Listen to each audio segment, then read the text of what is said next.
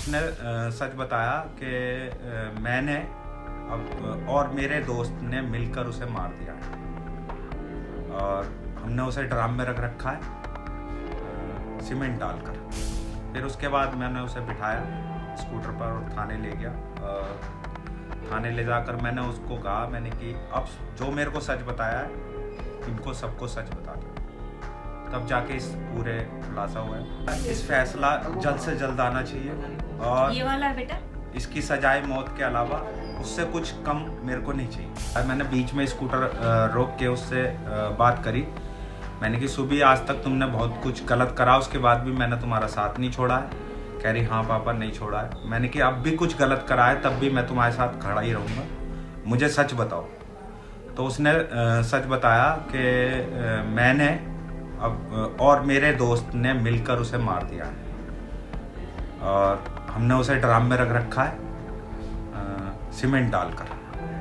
फिर उसके बाद मैंने उसे बिठाया स्कूटर पर और थाने ले गया।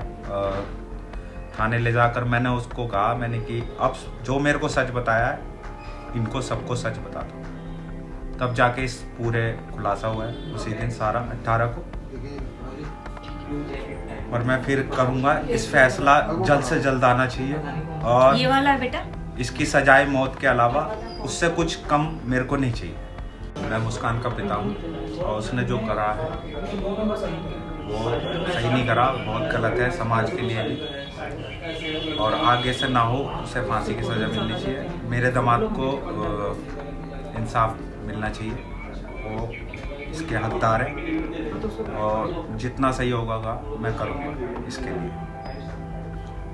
सर जैसे मुस्कान आई थी आपके पास तो वो क्या बोल रही थी आपको आगे?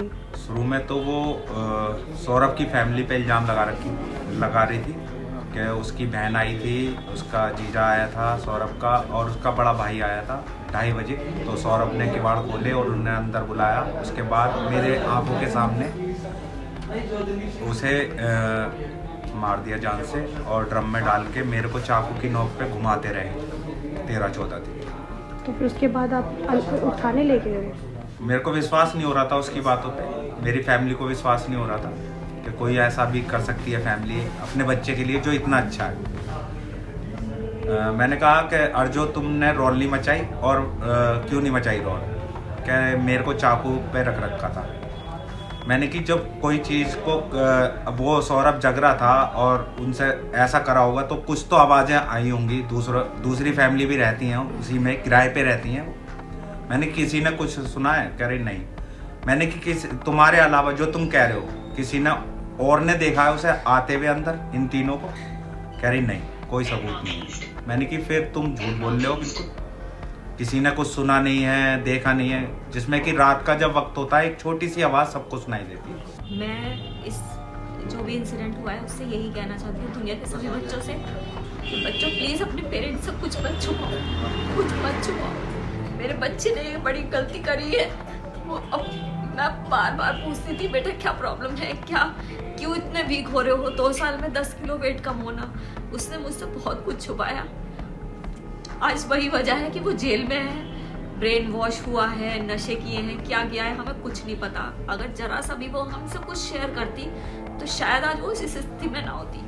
तो सब दुनिया के सामने सभी बच्चों के लिए है कि प्लीज अपने पेरेंट्स से सब कुछ कहो। अगर कुछ गलत भी कर रहे हो तो वो भी कहो, तुम्हारे पेरेंट्स तुम्हारा साथ देंगे।